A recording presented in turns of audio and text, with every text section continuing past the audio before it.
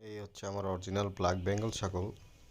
মূলত এই কালো পাটি ছাগলটা আর ওই যে কালো পাটি ছাগলটা, কালো পাঠি যে ছোট পাটি ছাগলটা ওর মারে আর এই বড় কালো পাটি ছাগলটারে কিনছিলাম। পরে এই কালো পাটি ছাগলটা বড়টা বাচ্চা দিছে লাল দুইটা, আর এই কালোটায় ওর আম্মা বাচ্চা, মানে বড় ছাগলের বাচ্চা ছিল একটা, ওর বাচ্চা দিছে ওই কালো ছাগলটা, এই কালো ছাগলটা।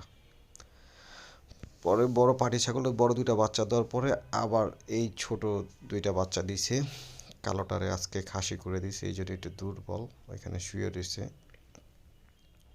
একটা পাঠি হয়েছে, একটা পাঠা হয়েছে, আর আগের দুইটা পাটি ছাগলই হয়েছিল, ওই দুইটা বড় হয়ে গেছে আলহামদুলিল্লাহ। ওই বাচ্চার আগে আর একবার একটা বাচ্চা দিয়েছিল সিঙ্গেল, প্রথম বাচ্চা। পর ওই বাচ্চার আবার বাচ্চা আমার এখানে আছে, আর ওর আম্মা যে কোনো একটা দুর্ঘটনায় মারা গেছে কিছুদিন আগে। তো প্রথমে বাংলা ছাগলটাই আমি কিনি, ওই কেনার পরে ওর থেকে এই লাল দুইটা বাচ্চা পাই, আর ওর বাচ্চার থেকে আবার কালো বাচ্চাটা পাই, কারণ ওর আম্মাটা যে একটা অ্যাক্সিডেন্টে মারা গেছে। পরে বড় পাটি ছাগলটা বাংলা ব্ল্যাক বেঙ্গলের বাংলা ছাগলের থেকে আবার ছোটো বাচ্চা দুইটা পাই। এই থেকে মূলত ছাগলের প্রতি